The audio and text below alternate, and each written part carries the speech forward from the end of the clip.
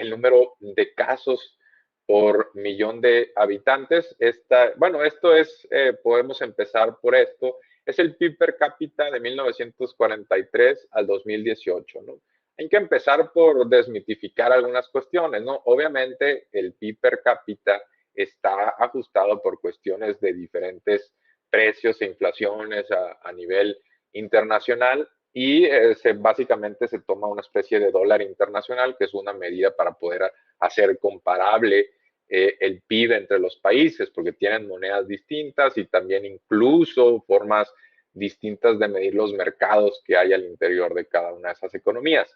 Entonces, tenemos aquí, bueno, para empezar, si tomamos como referencia la posguerra, después de la Segunda Guerra Mundial, que es por allá de 1943, vemos que Cuba realmente pues, no era una potencia, ¿no? Primero empecemos por decir que durante muchos años ha sido un país atrasado. Vemos cómo de la posguerra hasta la Revolución Cubana no era particularmente una potencia económica. México siempre tuvo pues un PIB per cápita más alto. En ese tiempo estaba el milagro económico mexicano sucediendo y hasta los 70s, incluso a principios de los 80s, pues la política económica mexicana fue exitosa, estuvo basado en un modelo donde había más actividad por parte del Estado, más inversión pública. Por supuesto, también hay que considerar que fueron los años dorados del petróleo, pero en esos años México estaba en el desarrollo, ¿no? El problema es que después hubo algunos errores muy concretos de política económica y después eso provocó cierto rechazo a algunas políticas, pero quizá se fueron de paso. Vino Ronald Reagan también en Estados Unidos, Margaret Thatcher, hubo un cambio ideológico, ¿no? La caída, hubo un poco el declive de los estados de bienestar en Europa.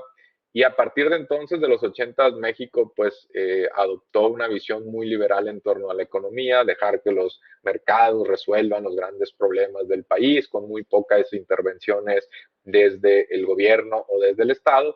Y realmente desde entonces pues México ha ido perdiendo protagonismo entre las naciones emergentes, donde ya fue superado el PIB per cápita por el Medio Oriente, está a punto de ser superado por el asiático, incluso República Dominicana, ¿no? Que ha tenido una especie de milagro en los últimos años y podría ser, lo pongo porque también podría ser el caso cubano, si a Cuba por supuesto, se le levantara el bloqueo comercial, recibiera más turistas, ciertas inversiones que no llegan por miedo de los inversionistas, no al régimen cubano como tal, sino a poder incluso entrar en conflicto con Estados Unidos, que podría estar bloqueando incluso a sus propios inversionistas, ¿no?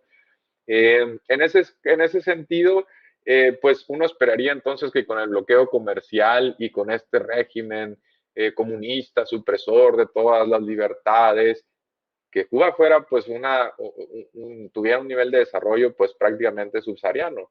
Y no es el caso, ¿no? Tiene aproximadamente 4 veces el PIB per cápita o 3 veces el PIB per cápita del África subsahariana, tiene un mejor nivel de vida, un mejor ingreso por habitante que la misma Guatemala o Jamaica, que también es una isla del Caribe y puede ser más o menos utilizada como referencia.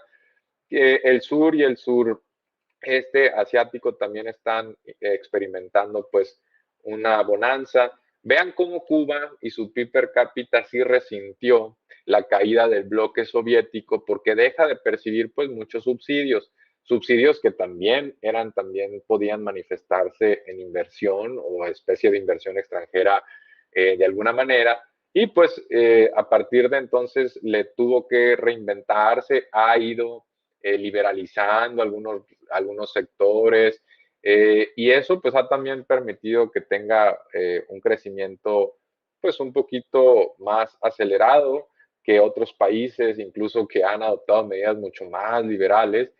A Cuba le ayuda a tener un capital humano muy alto, por supuesto, tener una población sana, educada, ayuda también a la economía. Muchas veces el crecimiento económico es resultado de un capital humano elevado, como ahora le pasa a China. China no necesariamente o no se desarrolló únicamente porque mágicamente llegaron las inversiones porque había salarios bajos, ¿no? En China mucho de su éxito se explica porque durante muchas décadas invirtió mucho en educación y al llegar, pues las inversiones, pues descubrían que tenían una productividad muy elevada, en gran parte por esa educación que se heredó. Fue un caso parecido también el de Corea, que era un país muy pobre, pero siempre tuvo niveles de educación relativamente altos y eso les ayudó pues al despegue, ¿no?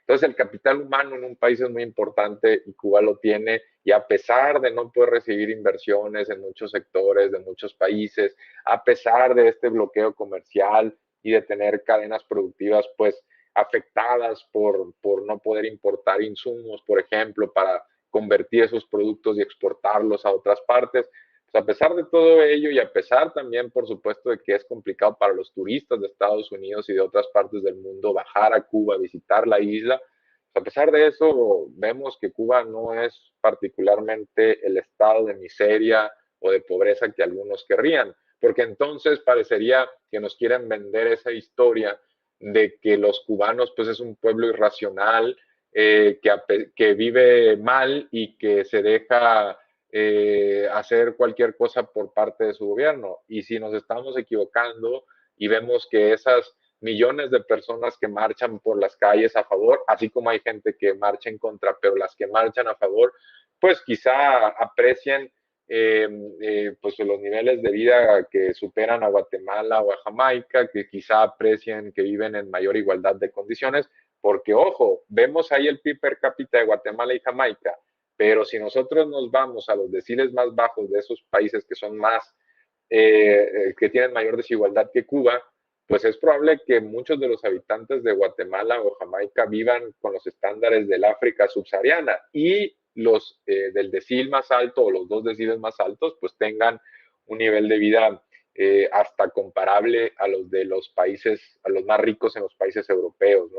De ahí que en continentes tan desiguales como América o países tan desiguales como los de América Central, mismo México es un caso, pues haya que tener cuidado con las mediciones del PIB per cápita porque nos podrían ocultar cifras de pobreza muy, muy elevadas como las que tienen, por ejemplo, Guatemala, ¿no? Entonces, con esa gráfica podemos contextualizar un poco la coyuntura económica específicamente de Cuba, pero me gustaría ver en las siguientes, si no dejen de enviar sus comentarios, en las siguientes gráficas, el COVID, cómo está el COVID en estos momentos en Cuba. Y tenemos un indicador que es el número de casos por millón de habitantes. Pueden ahí ver cómo sí ha tenido un aumento exponencial parecido al del Reino Unido, Cuba, y es parte de lo que explica, ¿no?, que haya este pues rechazo en estos momentos o protestas en las calles que, insistimos, pueden estar magnificadas, pero podría ser parte pues de que seguramente con estas tasas pues puede haber faltantes de medicamentos, faltantes de camas de hospital, pero ojo, como hemos visto en Brasil, como hemos visto en Chile, que tuvieron saturaciones cercanas al 100%, donde los hospitales ya no son eficientes, ya no operan bien. Y tuvimos también en Ecuador y lo vimos también en Perú y hasta en algunas partes de México, ¿no? Entonces, sacar esto de contexto o tomar una fotografía en algún hospital que seguramente puede estar desbordado, pues francamente parecería más amarillismo y golpeteo político que intentar comprender una situación estructural, una epidemia o una pandemia que ha afectado a muchos países del mundo, ¿no?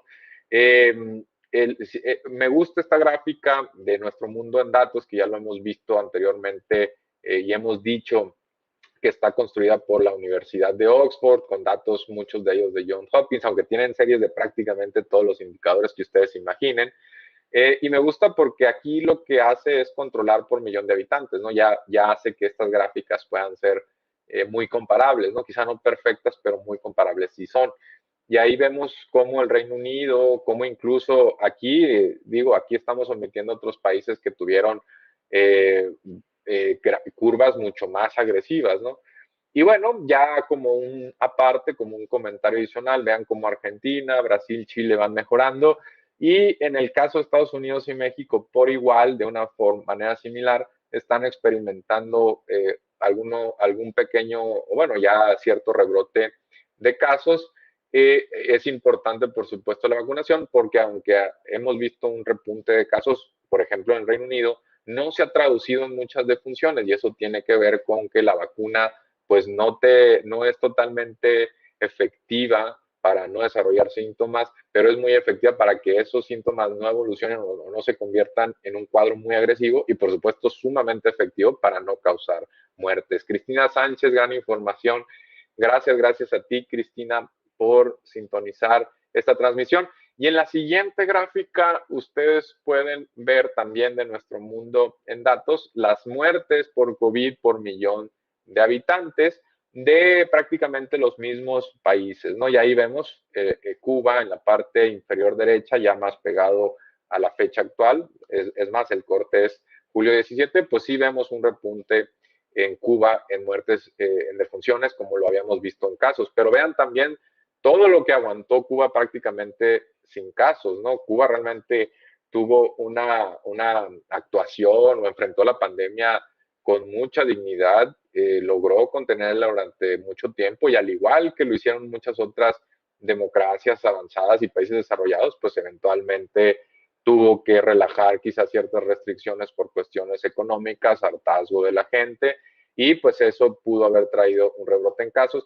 pero en la siguiente gráfica vamos a, por cierto, ahí México y vean cómo el Reino Unido ahí tenía muy poquitas defunciones por millón de habitantes, a pesar de que tuvo pues se disparó la curva de contagios, ¿no? Y eso prueba que las vacunas son muy eficaces. Y aquí estamos viendo también en esta siguiente gráfica de barras verdes el porcentaje de la población que se ha vacunado por país. No vemos por ahí a media tabla, digamos, a México pegadito a Cuba, ¿eh? Y cerca del 30% de la población de estos países está ya vacunada. Otro mito que hay que derribar es que no hay vacunas en Cuba, de que ha sido un total fracaso la política de vacunación. No, a ver, estamos viendo que incluso Cuba supera a Colombia, al promedio mundial, al porcentaje de la población vacunada en India, Rusia, Perú, Tailandia, Sudáfrica, que también es una nación emergente, aunque ha tenido muchos problemas recientes, un país muy desigual, además donde estamos viendo violencias. Y así podemos ver cómo, pues, Cuba la verdad es que no va mal, ¿no? Por supuesto que todavía ese 30% tendría que llegar a un 50, 60 para que ya veamos muy pocas defunciones. No ha llegado ahí, pero va avanzando, ¿no? Decir que no ha tenido logros o que no responden, pues sería un tanto exagerado, ¿no? Es más, Cuba probablemente vaya adelante que muchos otros países del Caribe, ¿no? O que algunas naciones con un nivel similar de vida o de ingreso, por ejemplo, en Sudamérica o en Centroamérica, ¿no? O en la misma África. Ana Laura Rodríguez Gaspar nos dice SOS Cuba, que el SOS Cuba pues se ha utilizado como un hashtag digamos, a favor de los manifestantes, a favor de estas manifestaciones callejeras, que en esta emisión, por supuesto, estamos contextualizando. Es importante darle seguimiento con con el debido rigor de la prensa, ¿no? Porque sabemos que algunas cuestiones han sido presentadas como información falsa, como amarillismo, y pues contra eso es contra lo que estamos, ¿no? Por supuesto, no contra los derechos humanos que tienen que ser respetados en Cuba como en cualquier país.